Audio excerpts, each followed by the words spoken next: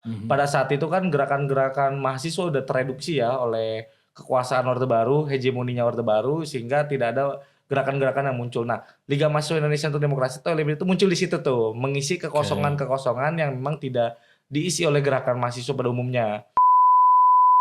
Kalau Liga punya agenda politik, tentu kita punya agenda politik ya. Tentu agenda politiknya bukan politik yang hari ini sedang berkembang gitu, atau politik elit. Tapi kita coba untuk membangun satu wacana politik alternatif, yaitu politik kelas, di mana ada wajah politik baru begitu yang merepresentasikan anak muda gitu ya, tanpa intervensi kepentingan siapapun ya kan, dia bisa ikut terlibat dalam aktivitas politik. Artinya di setiap gerakan-gerakan masif yang memang terjadi, contohnya seperti revisi Undang-Undang TNI kemarin, ataupun misalnya ada Indonesia Gelap, ataupun ada misalnya Kabur Aja Dulu, apakah artinya Liga Mahasiswa Indonesia akan berada di balik gerakan-gerakan seperti itu secara perpolitikan? Sebenarnya kami juga ikut meliding sebenarnya, teman-teman LMID itu ikut meliding. Jadi terlibat tuh? Betul, terlibat di gerakan-gerakan agenda konsolidasinya. Siapapun pemegang kekuasaan, dia akan berhadapan dengan gerakan mahasiswa yang kritis begitu. Kalaupun misalnya kemarin ternyata yang menang, misal ini kan kita berandai-andai yang nggak terjadi ya. Pak Anies misalnya jadi presiden dan ternyata melakukan hal yang sama, gerakan mahasiswa juga akan tetap melakukan? Tentu. Saya juga mengamati 18 partai politik nasional, Mas. Kan ada 18 partai politik nasional ya, yang ikut pemilu ya. Itu tidak ada satupun yang memiliki agenda politik kerakyatan. Dia tidak menjadi daily working party atau partai yang bekerja tiap hari. Mereka melakukan advokasi kepada masyarakat, bukan hanya nyamperin masyarakat ketika 5 tahunan. Oh, harusnya setiap hari selama 5 tahun itu dilakukan. Betul. Kami juga secara aktif mengkritisi begitu tindakan Iqbal, tindakan partai buruh yang memang dirasa terlalu oportunis begitu terhadap terhadap kekuasaan ya kan. Kayak kemarin misalnya ketemu sama Prabowo di sarasehan ekonomi. Kami melihat belum ada satu agenda yang serius ketika partai buruh ketemu sama Prabowo begitu. Karena kan melihat bahwa partai buruh ini kan dia jadi basisnya ada gerakan gitu, harusnya Mas Tegar melihatnya dia harusnya jadi oposisi aja. Oposisi dulu begitu. Ada nggak tokoh politik oposisi di balik LMI ini? Ada nggak sih tokoh-tokoh oposisi yang saat ini memang dilibatkan untuk membantu LMI dalam gerakan-gerakannya atau dalam kepentingan politik agendanya? Oke. Silakan. Sebenarnya contoh Mas Anies Baswedan. Ada nggak di belakangnya? Berat. Sangat berat ini pertanyaannya, Nova Fever sendiri.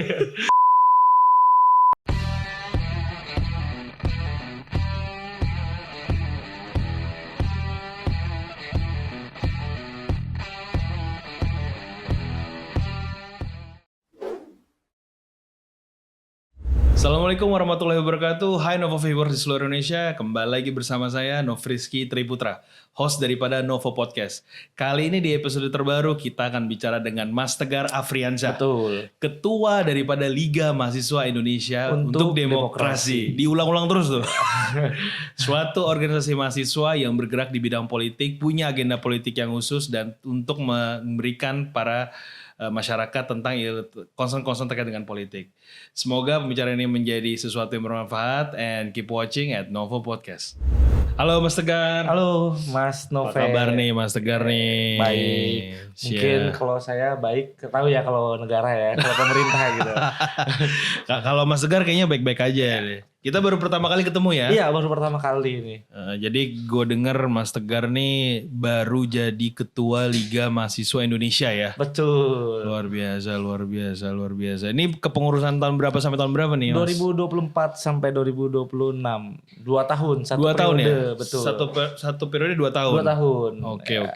Jadi nanti setelah itu baru ganti ketua lagi? Baru ganti ketua lagi. Ada sekjen juga nggak ada? Ada sekjen. Jadi yang nggak ada cuma bendahara. Oh belum ada ya? Iya, belum ada. Saya ngelamar deh nanti deh. Oh, boleh. Tapi udah gak mahasiswa lagi nih. Oke. Jadi Mas Tegar thank you banget sudah mau hadir di Novo Podcast. Novo Podcast tuh kita mungkin yang udah tahu juga. Kita tuh biasa ngomongin politik dan hukum, dan kali ini sebagai seorang mantan mahasiswa ya, udah selesai kan? Dan menjadi Ketua Liga Mahasiswa Indonesia, kita pengen bicara tentang politik dari sudut pandang mahasiswa ataupun anak muda gitu loh. Nah sebenarnya gue menarik nih karena pada saat gue dikasih tahu tentang Liga Mahasiswa Indonesia langsung wah ini pasti representasinya banyak banget. dari Mas Tegar ini gitu loh. Yang pengen gua tanya nih hari ini, kita ulik dulu dari Liga Mahasiswa Indonesia.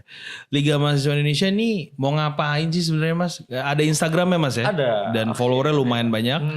Ini mau ngapain sih Mas? Apa sih yang mau dibawa dari Liga Mahasiswa ini? Mau apa, bikin sesuatu kah? Gerakan politik kah? Atau bagaimana nih Mas Tegar nih? Oke, terima kasih Mas Novo ya, Mas Nove ya. Nove. Oke, Mas Nove udah menghadirkan saya, mengundang saya sebagai narasumber di Novo Podcast ya. Sangat sungguh luar biasa ini bisa diundang sama Novo Podcast gitu. Saya Tegar ya kan dari Liga Mahasiswa Indonesia untuk Demokrasi. Sebenarnya ada demokrasinya. Ada demokrasinya. Iya, Oke, karena, oke.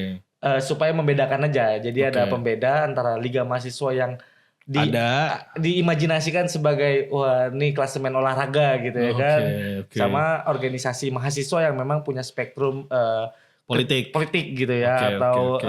punya interesting dengan keadaan sosial Situasi gitu. negara saat ini ya. Iya. Oke, Gitu. oke. Jadi sebenarnya memang Liga Mahasiswa Indonesia untuk Demokrasi ini atau yang disingkat LMID, dia sudah didirikan sejak 99, 98. Semangatnya tentu semangat menurunkan Orde Baru pada masa itu. Oh, sejak 98. Berarti Sejak 98. sejak reformasi dong. Sejak reformasi, betul. Berarti tokoh-tokoh yang dulu terlibat di Liga Mahasiswa Indonesia ini sekarang ini sudah berpolitik praktis dong. Ada yang berpolitik praktis, ada juga yang mengambil jalan sunyi. Oke. Jalan sempit. Jalan sempit. Jadi, seperti itu.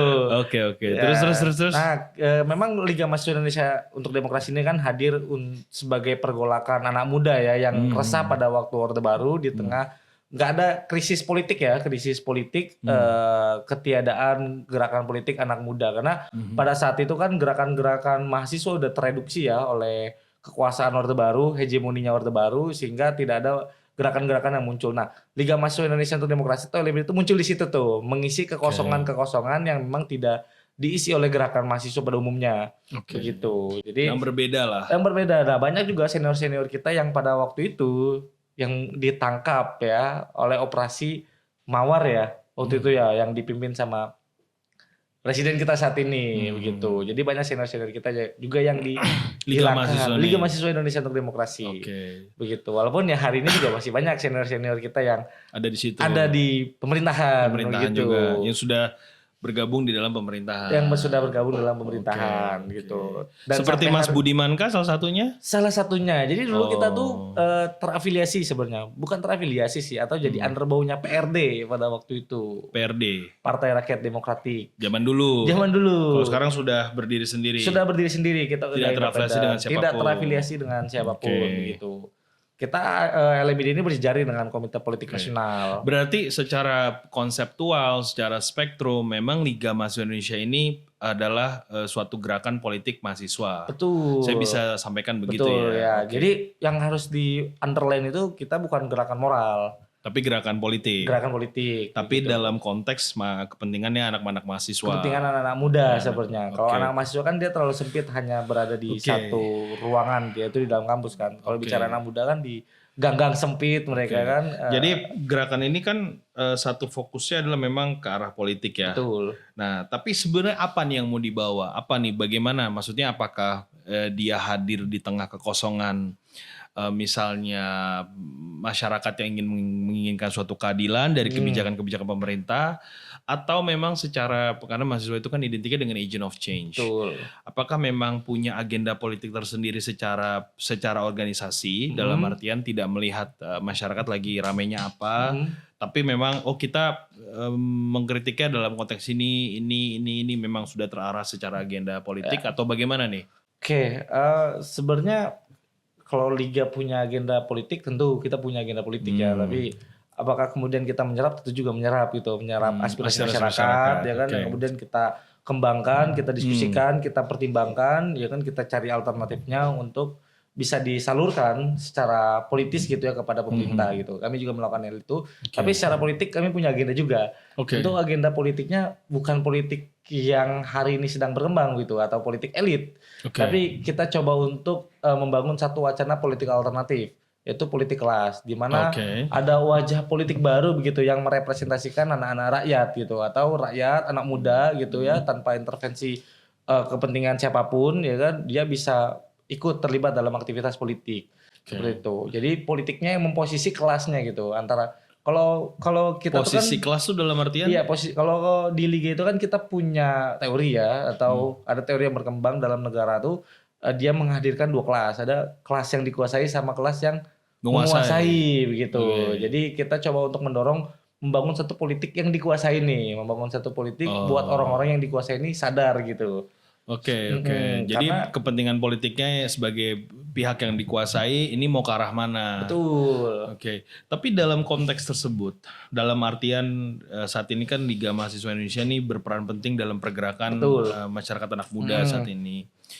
Yang ingin dibawa apakah artinya di setiap gerakan-gerakan masif yang memang terjadi, contohnya seperti revisi Undang-Undang TNI kemarin, ataupun misalnya ada Indonesia Gelap, ataupun ada misalnya Kabur Aja Dulu, apakah artinya Liga Mahasiswa Indonesia akan berada di balik gerakan-gerakan seperti itu secara perpolitikan, atau memang enggak nih kita nih mau ngambilnya yang dalam konteks begini, yang berbeda dengan yang sedang terjadi. Itu sebagai ketua Liga Mahasiswa Indonesia gimana ngelihatnya Mas? Oke, sebenarnya kami juga ikut meliding sebenarnya teman-teman LMID tuh ikut meliding. Jadi terlibat tuh? Betul, terlibat di gerakan-gerakan agenda konsolidasinya. Okay. Terus ikut juga dalam, kebetulan aku salah satu juru bicara Indonesia Gelap pada waktu di Jakarta. Luar biasa. Terus. Jadi waktu itu kan kita ada Indonesia Gelap tuh ya kan, yang memang tuntutannya efisiensi anggaran pada waktu itu kan. Instruksi Presiden nomor 1 yang kemudian dikritisi oleh para mahasiswa begitu. Nah, kita ada di situ waktu itu teman-teman LMID ikut meliding bareng kawan-kawan BEMSI, bareng kawan-kawan gerakan mahasiswa yang lainnya, baik itu gerakan BEM maupun gerakan organisasional eksternal ya. Begitu. Kita ikut terlibat dalam agenda konsolidasinya. Jadi terlibat dalam setiap aspek perumusannya begitu. Bahkan sampai agenda mobilisasi pada saat hari H aksi massa. Itu pun terlibat. Terlibat gitu. Jadi salah satu waktu hari Jumat. Jadi kan waktu itu kita di Indonesia Gelap itu aksi sampai seminggu ya. Dari tanggal 21 Februari sampai 25 kalau nggak salah. Di hari Senin juga aksi sampai di hari Jumat. Nah kebetulan di hari Jumat itu aku yang leading untuk Indonesia Gelap. Kebetulan jadi juru bicaranya waktu itu disepakati dalam forum konsolidasi. Dari forum konsolidasi. Dipercayai dengan siapa itu forum pada saat itu? Pada sama teman-teman gerakan mahasiswa, sama BEM dari berbagai kampus. Kemudian dari organisasi eksternal dari berbagai kampus begitu. Baik itu maupun koalisi masyarakat sipil ya, bukan hanya gerakan mahasiswa. Tapi ada koalisi masyarakat sipil di luar daripada gerakan mahasiswa tersebut. Betul. Jadi yang menarik itu Senin itu kan agenda konsolidasi, agenda aksi yang dilakukan oleh mahasiswa. Semua alma mater. Jadi kalau aksi mahasiswa itu kan kelihatan, dia ciri khasnya pakai alma mater begitu. Nah, waktu di hari Jumat kita sepakat seluruh gerakan mahasiswa itu menyatu tanpa ada alma mater. Tanpa ada alma mater gitu. Kita semua satu gerakan mahasiswa. Gitu. Jadi nggak ada label apapun. Nggak ada label apapun gitu. Jadi seluruh aksi massa yang hadir pada saat itu mereka mengatasnamakan rakyat. Bukan dari BEM mana, bukan dari BEM UI, bukan dari BEM UNJ, bukan dari BEM manapun, tapi mereka adalah koalisi masyarakat sipil. Gitu. Yang memang punya keresahan yang sama dan terhadap hal yang sama. Betul. Ini luar biasa banget. Dan yang menarik sebenarnya Mas, di hari Jumat itu pada saat Indonesia Gelap ada para karyawan yang melakukan kampanye cuti. Terlibat juga di situ. Terlibat. Jadi mereka bikin gerakan cuti bersama untuk aksi Indonesia Gelap. Jadi ikut terlibat ya. Bukan hanya mahasiswa ya. Betul. Itu kan sampai malam ya. Itu sampai malam itu nggak ada yang mundur Mas. Jadi ada 2.500 massa yang hari itu turun, itu nggak ada yang mundur sama sekali. Sama sekali nggak ada. Bahkan menambah. Jadi karyawan-karyawan nih, buru-buru kantor gabung semua. Gitu. Jadi mau buruh yang kerah putih, buruh yang kerah biru, mereka bergabung di situ. Mau buruh yang dari pelabuhan sampai buruh SCBD gitu ya. Gabung semua dalam satu komponen. Betul. Terunifikasi di satu aksi itu. Nah, pertanyaan yang ini kita menggelitik ini luar biasa terkait dengan hal ini ya. Artinya sebelum kita masuk ke sesi selanjutnya, gue pengen tahu banget, ini kan Liga Mahasiswa Indonesia ini kan dengar-dengar adalah yang terdepan dalam hampir setiap gerakan dan juga memiliki agenda politik yang sangat-sangat terarah dan terkonsentrasi. Nah, dari selama ini yang sudah terjadi berdasarkan pengetahuan daripada Mas Tegar, ini tercapai nggak sih aksi-aksi ini tujuannya secara proporsional dari konteks politik, konteks gerakan massa, dari konteks pencapaian terhadap masyarakat. Ini tercapai nggak sih tujuan yang ingin dicapai? Apa atau hanya menjadi satu gerakan yang nggak tahu nih belum tercapai, ukurannya apa mencapainya? Itu menurut saya pertanyaan yang sangat menarik ya. Tapi sebelum kita jawab pertanyaan itu, kita break dulu dan kita akan masuk selesai. Oke, thank you. Nah jadi Mas Tegar, sebelum kita tadi break session, kita ada pertanyaan yang cukup menggelitik menurut gua. Ini kan Liga Mahasiswa Indonesia ini kan menjadi salah satu pelopor terdepan gerakan mahasiswa, gerakan masyarakat sipil. Nah, udah banyak banget dari 2024 sampai hari ini gerakan-gerakan yang timbul sudah luar biasa. Pertanyaan yang pengen didengar kita semua nih, termasuk gua. Ini tercapai nggak sih tujuannya? Tercapai nggak sih? Maksudnya yang ingin diagendakan tuh terkonsentrasinya tuh bagaimana? Artinya memang akhirnya masyarakatnya mendapatkan apa yang diharapkan, apa hanya menjadi agenda gerakan saja? Saya nggak tahu nih, belum tahu nih ukurannya bagaimana atau menurut Mas Tegar tuh bagaimana? Apakah ada sesuatu yang hilang dari gerakan itu atau memang semuanya sesuai dengan yang diharapkan? Gimana Mas? Ya kalau tercapai semua kayaknya terlalu naif gitu ya. Kalau semua gerakan tercapai semua. Ada beberapa polarisasi kan di dalam gerakan. Tapi paling tidak gerakan mahasiswa maupun gerakan anak muda itu sebenarnya berhasil mencapai satu puncaknya Mas gitu. Jadi mulai rame kan 2019 ya RKUHP yang diisi oleh ribuan gerakan mahasiswa dan anak muda di depan DPR ya kan. Itu sebenarnya nggak menghasilkan apa-apa. Cuman menunda. Iya, berhasil menunda kan. Dan pada akhirnya di tahun 2022 kemarin RKUHP tetap disahkan begitu. Nah, sebenarnya tapi ada capaian-capaian. Capaiannya apa? Capaiannya masyarakat mulai teredukasi sebenarnya. Begitu. Oh, jadi pencapaian yang paling luar biasa adalah membuat masyarakat tahu bahwa ini ada masalah Betul. serius. Ada masalah serius nih di bangsa kita nih ya kan. Ada kerusakan demokrasi lah di dalam negara kita. Jadi makanya ada gerakan mahasiswa yang mulai mengkampanyekan begitu. Perbaikan atas hal tersebut. Perbaikan atas situasi demokrasi yang sedang mundur atau degradasi. Jadi saya bisa tangkap bahwa komponen pencapaiannya bukan artian secara spesifik langsung memang tidak melakukan atau melakukan, tapi juga mengarah kepada edukasi daripada masyarakat. Tercapai atau tidaknya dalam konteks apakah pemangku kebijakan melakukan langkah tersebut itu hal lain. Itu persis, satu hal yang memang juga diharapkan, tapi yang paling penting adalah masyarakat mencapai edukasi atas permasalahan tersebut. Persis, gitu ya. Karena kan kita sebenarnya kan mewakili coba untuk menjadi representasi rakyat kan atau agent of social control, moral force ya kan dan lain sebagainya. Dari konteks politik yang tadi Mas Tegar udah sampaikan gitu loh. Dari selama ini yang sudah Mas Tegar jalani ya, kepentingan politiknya ini kan Pak Prabowo ini kan baru memegang jabatan baru berapa bulan. Kita bisa bilang baru 100 sampai 150 hari lah. Tapi luar biasa banget gerakan yang sudah masif dilaksanakan. Ada perspektif bahwa gerakan ini karena dipicu oleh Pak Prabowo lekat sekali dengan Pak Jokowi. Apakah dari konteks tersebut memang arah politik yang dibangun karena adanya hubungan kontraktual politik antara Pak Jokowi dengan Pak Prabowo yang memang sangat dekat tersebut? Atau karena memang ya sebenarnya nggak ada, kalaupun nggak deket sama Pak Jokowi kita tetap demo juga sih, kita tetap melakukan gerakan juga sih.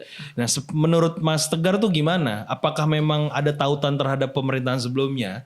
Atau memang ini murni mau siapapun presidennya tetap kita lakukan sih Pak? Betul. Gitu loh. Jadi apa garis bawahnya tuh apa? Kita pengen tahu nih. Ya, jadi memang yang perlu di-underline siapapun pemimpinnya, gerakan mahasiswa itu nggak pernah diam. Namanya gerakan kan. Ketika siapapun siapapun pemegang kekuasaan, dia akan berhadapan dengan gerakan mahasiswa yang kritis begitu. Kalaupun misalnya kemarin ternyata yang menang misal ini kan kita berandai-andai yang nggak terjadi ya. Pak Anies misalnya jadi presiden dan ternyata melakukan hal yang sama. Gerakan mahasiswa juga akan tetap melakukan. Tentu, kita akan terus. It doesn't really matter who is the leader is. Ya gitu ya. Oke. Jadi siapapun leadernya kan. Jadi bukan karena ada hubungan kontraktual politik antara Pak Prabowo dengan Pak Jokowi. Jadi mau siapapun tetap akan dilakukan gerakan-gerakan ini gitu. Karena memang gerakan mahasiswa kan dia bagian dari oposisi rakyat begitu. Yang memang tidak tersentuh oleh politik praktis. Terlepas misalnya dia lepas dari mahasiswa ya. Ikut terlibat dalam aktivitas politik praktis itu hal lain begitu. Tapi selama dia mahasiswa, selama dia masih berkuliah di bangku kuliah gitu ya, dia akan terus berseberangan dengan kekuasaan begitu. Dan memang sejarahnya anak muda itu berseberangan sih dengan kekuasaan. Tapi kita Gitu. kan tahu betul bahwa tidak semua anak muda hari ini itu berseberangan dengan kekuasaan. Betul. Contohnya kita tahu sendiri bahwa Mas Gibran itu anak muda yang sangat masih anak muda juga. Tapi dia tidak berseberangan dengan kekuasaan, tapi dia berada di dalam kekuasaan itu sendiri gitu loh. Berarti kan sebenarnya salah satu contoh bahwa tidak semua anak Tidak muda semua memang. bergabung dalam konteks berseberangan dengan kekuasaan. Bahkan hari ini setahu saya Mas Gibran sedang memposting bahwa bonus demografi daripada Indonesia yang katanya mengatakan semua anak muda Indonesia itu perlu terlibat dalam pemerintahan. Dari konteks pertanyaan tersebut dari wakil presiden kita sendiri ini, menurut Mas Tegar, kalau Mas Tegar misal nih kita berandai lagi, ternyata saya kasih jabatan, terdapat jabatan diplotkan untuk Mas Tegar untuk membantu pemerintahan. Mas Tegar hari ini akan mengambil jabatan tersebut atau meninggalkannya tetap demi kepentingan sesuatu kepentingan politik atau kepentingan Liga Mahasiswa Indonesia? Meninggalkan tetap sebenarnya. Saya tidak akan ikut. Tidak akan ngambil posisi tersebut karena saya memiliki satu keyakinan apa yang disampaikan oleh Pram bahwa di dunia ini tidak ada yang harus dibanggakan begitu, termasuk harta, tahta, dan kekuasaan begitu. Tapi kalau Mas mengambil jabatan tersebut, bukankah itu memang bisa memberikan ruang yang lebih besar untuk mengakomodir kebijakan? Ya. Atau menurut Mas Tegar gimana? Ya, tapi di tengah memang sistem politik yang hari ini carut marut, saya tidak mengambil hal tersebut. Rasanya jauh tidak mungkin. gitu. Ya, jauh, Karena panggang. terlalu jauh dari yang diharapkan ya. Betul. Bagaimana sistem politik yang sedang ada ya. Betul. Karena kami juga aktif sebenarnya konsen di dalam isu-isu yang berbasis politik begitu, seperti presidential threshold, parliamentary threshold gitu. Kami Yang hari ini sudah menjadi 0 ya. yang hari ini sudah menjadi 0. Setelah 35 kali. Itu presidential thresholdnya. Ya. Dan itu menariknya ya Setelah 35 kali dites di Mahkamah Konstitusi ya. baru, dan itu menariknya yang mahasiswa tuh yang gugat, ya kan? Iya. Jadi dari konteks tersebut memang banyak sekali hal-hal yang memang offside dari tujuan politik yang sebenarnya Betul. gitu. Makanya mahasiswa hadir untuk mengkoreksi hal-hal tersebut. Betul. Termasuk sebenarnya saya juga mengamati 18 partai politik nasional, Mas. Hmm. Kan ada 18 partai politik nasional ya, yang ikut pemilu ya. Hmm. Itu tidak ada satupun yang memiliki agenda politik kerakyatan begitu.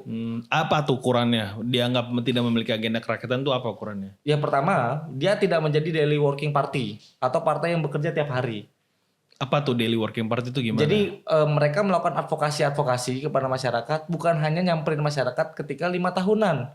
Oh, harusnya setiap hari selama 5 tahun itu dilakukan. Betul, karena kan Iya. tujuan Masa cuma 5 tahun doang? Betul, Per 5 tahun persis doang. itu. Oh iya. Kan tujuan partai Kasih politik. makannya per 5 tahun. Nah, kasih Iya, makan itu per 5 tahun ya kan. Iya.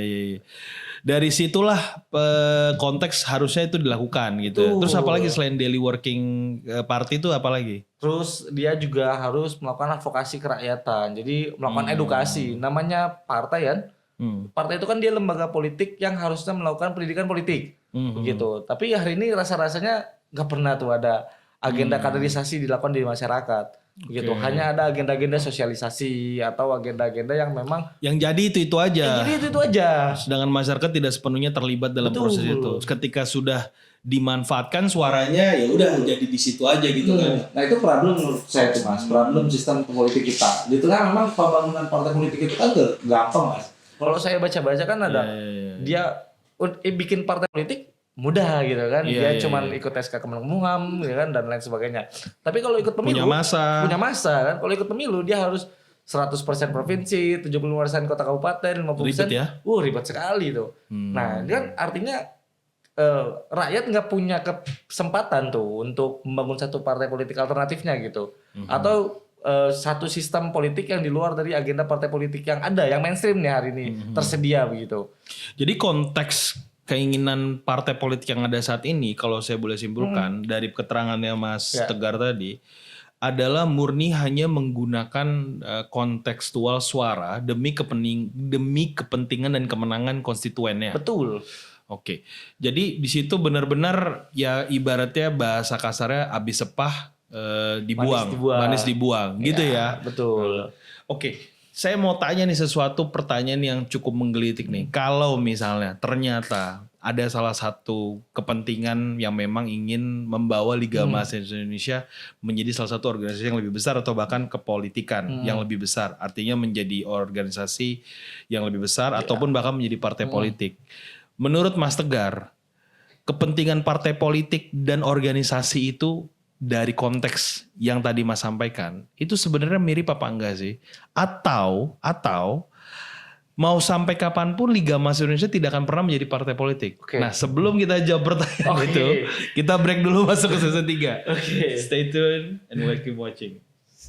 Jadi Mas Tegar, kita kembali pertanyaan yang nih semua orang pada nungguin nih. Jadi Liga Mahasiswa Indonesia nih pengen jadi partai politik apa bagaimana sih? Oke, dari tadi kita bahas dari season 1, season 2 nih politik luar biasa. Pergerakannya bersama dengan organisasi lain semua, bahkan pernah terafiliasi semua segala macam. Ada kepikiran gak sih agenda serius yang ingin dibawa bahwa suatu saat Liga Mahasiswa ini akan menjadi partai politik sendiri? Gitu loh. Karena memang dari konteks perpolitikan kita tidak bisa tidak akui bahwa saat ini secara berdemokrasi partai politik merupakan satu kendaraan politik yang memang diakui oleh semua orang. Nah dari konteks itu kira-kira gimana? Oke.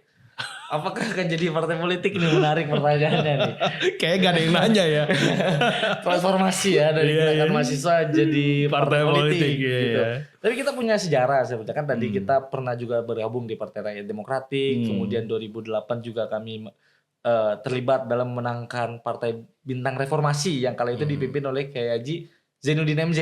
Begitu Partai Bintang Reformasi. Kemudian di 2024 kemarin juga kami mendukung Partai Buruh karena prinsipnya kami melihat bahwa 18 partai politik nasional itu tidak ada yang basicnya berangkat dari transformasi gerakan politik. Gitu. Hanya ada 2 partai politik yang berangkat dari gerakan sebenarnya. Kalau saya melihat ada Partai PKS, iya dia kan dari Ikhwanul Muslimin, kemudian transformasi jadi PK, terus akhirnya jadi PKS begitu. Termasuk Partai Buruh. Satu lagi Partai Buruh gitu. Jadi dari 18 ini tidak semuanya. Tidak semua, hanya 2. Menurut Mas Tegar hanya 2. Menurut saya itu hanya ada 2. Salah satunya adalah Partai Buruh. Nah Partai Buruh ini kan didirikan sama 11 organisasi pendiri Partai Buruh.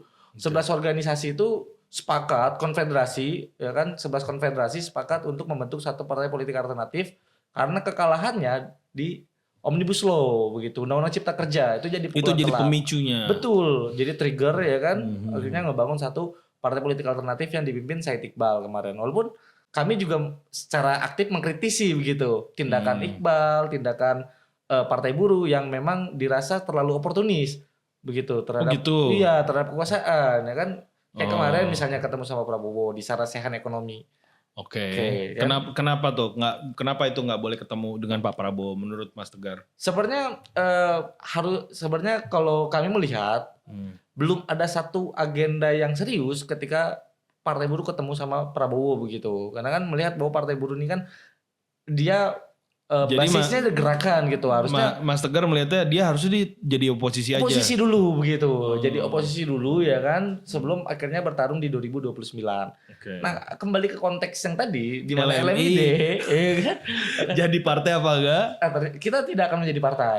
Tapi kita akan menjadi antara volunteer atau partisipan partai ataupun jadi anggota terbaik LMID kita plot di dalam partai politik begitu. Tentu partai politiknya kami filter, enggak semua partai politik kita misalnya anggota LMID harus terjun di partai politik A atau di partai politik B yang memang tidak memiliki agenda kerakyatan begitu. Nah, kami harus yang ada memiliki agenda kerakyatan yang punya visi yang sama gitu, punya misi yang sama itu membangun satu kehidupan bangsa yang adil dan sejahtera begitu. Ketika itu berseberangan dengan visi daripada Liga Mahasiswa Indonesia ini, maka Liga Mahasiswa juga akan mengkritik mereka juga. Betul. Jadi kita tuh coba ngambil referensi yang terjadi di Brazil sebenarnya oleh MST atau Gerakan Tuan Tak Bertanah. Gerakan Tanah Tidak Bertuan. Gerakan Tanah Tidak Bertuan. Jadi ada tanahnya tapi nggak ada tuannya gitu. Ada tuannya begitu. Atau Gerakan Agraria yang ada di Brazil mereka. Jadi mereka kan awal-awal anti terhadap pemerintah begitu, anti terhadap kekuasaan, sehingga mereka harus melakukan revolusi bersenjata begitu. Mobilisasi tani ke kota bawa senjata. Akhirnya ada evaluasi karena banyak anggota-anggota dari MST ini mati begitu. dalam medan perang. Oh. Sistemnya nggak keganti, tapi orang-orangnya Keganti. begitu. Artinya apakah ada potensi LMI mendorong terjadinya hal-hal serupa di Indonesia? Artinya menciptakan reformasi yang kedua nih, Oke. misalnya. Bisa- Ini pertanyaan serius ya kan? Iya, bisa jadi. Oh, bisa jadi. Iya, bisa Oke, jadi kita oke. melakukan reformasi jilid 2 begitu. Tapi apakah memang dalam hal ini memang urgensinya memang tinggi saat ini 2025 ini? Apa menurut Mas Tegar ini masih sesuatu yang diperbaiki ke depannya? Sebenarnya masih sesuatu yang bisa diperbaiki karena Oke. hari ini kan negara itu menjunjung tinggi hak asasi manusia ya, Hmm. demokrasi, walaupun hari ini misalnya militer akan mendominasi ruang sipil, tapi kekerasan itu kan nggak mungkin akan terjadi gitu di Oke, tengah oke. internasional itu ngomongin Global geopolitik ya. geopolitik itu lagi kencang-kencangnya ngomongin soal hak asasi manusia begitu, ya kan nggak Oke. bisa lagi pakai tindakan represivitas yang dilakukan pada Orde Baru Iya, gitu. iya. Gue mau tanya satu pertanyaan yang nanti kita akan bergerak terus nih mengarah akhir sesi, ya kan? Oke. Tapi gue ada satu pertanyaan yang gue rasa ini harus gue tanyakan karena setiap orang itu butuh keterbukaan, Oke. butuh the truth, butuh sesuatu yang memang konsep kontekstual yang saat ini hadir adalah bahwa gerakan anak muda itu selalu diidentikan dengan afiliasi politik tertentu. Oke. Misalnya kayak kemarin kita ada FHC Ciagaran, semua segala macam dibilangnya antek asing, dibilangnya dekat dengan partai yang warna merah, semua segala macam. Nah, tapi semua nggak ada yang berani bertanya nih sama teman-teman mahasiswa ataupun teman-teman gerakan. Mungkin gue yang berani bertanya. Oke. Cuman kita harus fair bahwa pertanyaan ini kita ajukan memang dalam artian bukan dalam konteks apapun, tapi untuk benar-benar menyelaraskan antara suara politik masyarakat dengan kepentingan politik yang ada. LMI dibayar nggak sih sama partai politik? Dibayar gak ya sama partai Atau politik? investor tertentu untuk melakukan gerakan? Oke. Atau memang ini biayanya dari mana? Apa benar-benar memang sumbang antar kalian doang? Oke. Karena kan semua terkait dengan kepentingan itu ya. Menarik. Ini gue mau gerak nih, gue gak makan semua segala macam. Atau memang Ini murni? konsumsinya dari mana nih? Konsumsi Gitu kan? dari mana nih? Ini bayar mokom dari mana Iya. nih? Kan? Ini teman-teman pada pengen tahu Oke. nih, Novo viewers ya semua. Iya. Atau memang dari Mas Tegar sendiri tidak? Ini memang benar hanya untuk gerakan politik. Tapi Betul. kita mau tahu jujur dan Iya. sebenarnya. Tidak. Gimana Mas Tegar? Oke, tidak. Ini hanya ini betul kepentingan masyarakat. Kita Oke. tidak mengambil sedikit pun sepeser pun ya uang dari rakyat. Kami hanya melakukan fundraising. Oh, Oke, fundraising ada ya? fundraising gitu. Oke, Nah oke. itu kami Untuk kan menjembatani antara kebutuhan konsumsi dengan gerakan yang sedang dilakukan. persis Oke. gitu. Fundraisingnya di mana? Bukan LMID sebenarnya. LMID tidak melakukan fundraising. Kami hanya urunan sebenarnya. Tapi ada yang melakukan fundraising. Patungan. Patungan. Oke. Yaitu teman-teman K-pop. Teman-teman K-pop ini rajin sebenarnya Mas. Oke. Dia menggalang Jadi tidak ada bantuan. keterlibatan funding dari partai politik Nggak ada ya? keterlibatan funding dari partai politik Tuh, ataupun dengar dari Nova asing. viewers tuh. Begitu, ataupun dari asing ya kawan-kawan ya. Ini kan kalau narasi Prabowo kan gitu, wah ini didanai asing nih ya kan. Nah, ini Asing yang mana tapi belum ketemu ya? Ah, Oke. Jadi artinya gerakan ini benar-benar secara objektif Betul. bergerak berdasarkan ada satu keresahan, tidak difunding oleh siapapun dan bahkan menggunakan fundraising. Nah, jadi pertanyaannya yang menggelitik selanjutnya nih Mas. Gue gak akan rem sedikit pun. paling menggelitik ya. Paling menggelitik. Oke. Belum yang sangat menggelitik. Ada nggak tokoh politik oposisi di balik LMI ini? Oke. Ada nggak sih tokoh-tokoh oposisi yang saat ini memang dilibatkan untuk membantu LMI dalam gerakan-gerakannya atau dalam kepentingan politik agendanya? Oke. Oke, silakan. Sebenarnya Contoh, Mas Anies Baswedan. Aduh, Ada nggak di belakangnya? Berat. Berat. Sangat berat ini pertanyaannya Nova Viewers sendiri. Gimana? Kita pertama tadi prinsipnya kita independen. Kita tidak Oke. ada intervensi dari pihak eksternal sebenarnya teman-teman Hmm. LMID karena secara prinsip kami bergerak tentu kepentingan LMID begitu Oke. dengan teman-teman LMID. Adapun goals pada satu tuntutan itu akan berdampak kepada masyarakat itu bonus menurut kami. Oh. Jadi yang kami suarakan tentu kami mewakili kepentingan LMID yang melakukan protes terhadap tuntutan yang akan berdampak pada masyarakat luas. Oke, Seperti oke. itu. Jadi artinya Tidak ada nggak tokoh ada nih oposisi, tokoh oposisi. gitu. Tidak ada. Tapi ada pernah tokoh melibatkan oposisi. dengan mereka? Tidak pernah melibatkan tokoh Kayak oposisi. Mas Said Idu, Pak Said Idu. Tidak pernah. Oh, nggak gitu. pernah juga. Tidak pernah. Kami Oke. memang secara prinsip kami bangun satu politik yang setara karena ketika ada penokohan maka di situ ada politik feodal. Nah, kami menolak itu karena kami menolak dipanggil Adinda sebenarnya. Sama bapak-bapak politikus ini ya. Iya. Kayaknya ada yang paling sering manggil Adinda tuh. Oke. Bapak yang kayaknya ada masalah sedikit ijazahnya di UI kayaknya. Waduh. Cuman saya lupa namanya siapa. Waduh. Saya juga agak langsung hilang ingatan Langsung ini. hilang ingatan ya. Oke. Oke, jadi kita harus clear dulu bahwa tadi berdasarkan informasi Mas Tegar tidak ada tokoh politik oposisi di balik Liga Mahasiswa Betul. Indonesia. Betul. Nah, cuman walaupun tidak ada tokoh oposisi di balik ini dan tadi juga bilang kita belum berafiliasi juga sama mereka dalam kontekstual ke depannya, artinya apakah akan terafiliasi dengan mereka? Oke. Atau berpikir untuk melakukan afiliasi dengan mereka, karena kan tokoh politik ini dalam konteks oposisi kan ketika mereka masuk ke pemerintahan, mereka notabene kan bergerak dari Betul. oposisi menjadi dekat dengan kekuasaan. Artinya hal-hal ini mungkin untuk terjadi, apa mau bagaimanapun kita menghindari keterlibatan dengan tokoh politik oposisi sekalipun, karena sifat politik yang sangat dinamis gitu. Menurut Mas Tegar Ya, gimana? kalau terafiliasi itu kan kita sama terhubung ya. Nah, kalau terhubung itu kita tidak. Tapi kalau Tidak sama berjejaring ya kan. Oh. Nah, kita tidak menutup ruang itu untuk Oke, berjaring. dengan siapapun ya. Betul, dengan siapapun membangun dialog. Ini kan karena bangsa kita kan dibangun atas dasar dialog yang konstruktif begitu. Konstruksi membangun ya. Yoi. Iya, Jadi supaya masyarakat juga tahu gitu bahwa ada perubahan sosial yang dilakukan oleh masyarakat, oleh mahasiswa, tidak dengan kekerasan atau tidak dengan pengerusakan ya yang Jadi ingin dijauhkan juga dari image represif yang saat ini Betul. sudah ada ataupun anarkis ya. betul. Bahwa anak muda itu sangat dekat dengan intelektual, Betul. hal seperti ini Betul. ya. Nah, intelektual juga mesti ditekankan sebenarnya kalau dari kami. Karena intelektual itu kan bisa menjadi dua sisi. Karena satu sisi nanti intelektual bisa memiliki keberpihakan terhadap kekuasaan yang cenderung zolim begitu ya. Dan intelektual organik yang memang basisnya adalah di akar rumput begitu. Oke, Jadi- basisnya yang memang bergerak untuk selalu perubahan-perubahan yang baik. Betul, perubahan yang Oke. baik dan bisa berdampak besar kepada masyarakat begitu. Oke. Pertanyaan terakhir dari saya di akhir statement ini.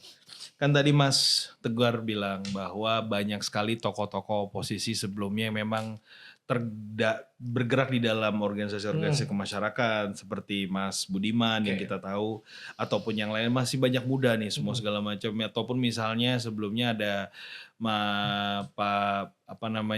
ada Kaisang, ada anaknya Pak Presiden, ataupun siapapun anak muda yang terlibat sebelumnya. Nah, dari konteks hal seperti itu dalam perkembangan anak muda ya, menurut Mas Tegar, apakah orang-orang yang memang bergerak di dalam pemerintahan saat ini itu akan menggunakan LMI ke depannya sebagai motor politik anak muda apa tidak?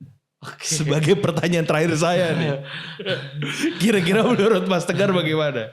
Tapi kami memang tidak menutup ruang itu, Mas. Jadi Oke. siapapun mereka, mau baik itu dari oposisi maupun mereka yang sedang berkuasa, membangun satu dialog dengan LMID, tentu kami Diberikan ruang. ya kami akan memberikan ruang. Jadi mungkin sekali Betul. untuk di bahasa paling mudahnya diberdayakan sebagai motor politik penggerak ya. Tapi dengan kontrak politik yang jelas. Oh, dengan begitu. kontrak politik yang jelas Betul. yang memang bisa dipahami oleh semua pihak. Betul, dan bisa berdampak juga. Karena kan Oke, hari ini oke. kalau ini kan kita menghindari upaya pengkondisian aja sebenarnya. Ketika melakukan pembangunan dialog. Ketika dialog itu tidak setara, maka akan ada peluang intervensi lebih besar kepada Itu yang gerakan mahasiswa. dihindari. Itu yang dihindari sebenarnya. Maka dalam dialog itu kami akan melakukan satu upaya face to face apple to apple dialog gitu. face to face ya. Nah, Oke. jadi supaya tidak ada politik adinda itulah. Karena seringkali loh ketika mahasiswa berdialog dengan para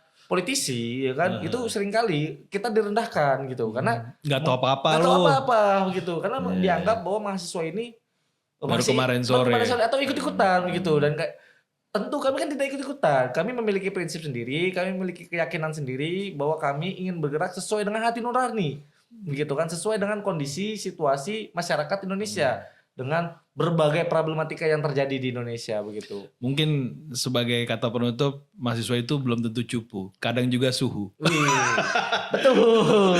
Oke, thank you banget loh udah mau ngobrol sama gua hari ini di Novo Podcast dan semoga pembicaraan kita jadi sesuatu yang luar biasa buat para Novo viewers. Amin. Ya, jadi tadi kita udah bicara banyak banget sama Mas Tegar, ketua daripada Liga Mahasiswa Indonesia, luar biasa sekali. Pembicaraan yang sangat-sangat menggelitik semua orang tentang politik, tentang organisasi, tentang hubungannya antara anak muda, mahasiswa dengan kepentingan politik di Indonesia dan afiliasi, atau bahkan ada pertanyaan luar biasa terkait dengan apakah ini dompleng apa enggak. Itu pembicaraan yang sangat hangat dan bisa dicerna serta bisa bermanfaat bagi kita semua. Thank you para teman-teman semua Novo viewers yang udah nonton. Seperti yang selalu gue bilang, politik itu seperti air. Dia akan mengikuti di mana dia berada, tapi tergantung siapa menuangkannya dan siapa meminumnya. Keep watching at Novo Podcast and stay tuned.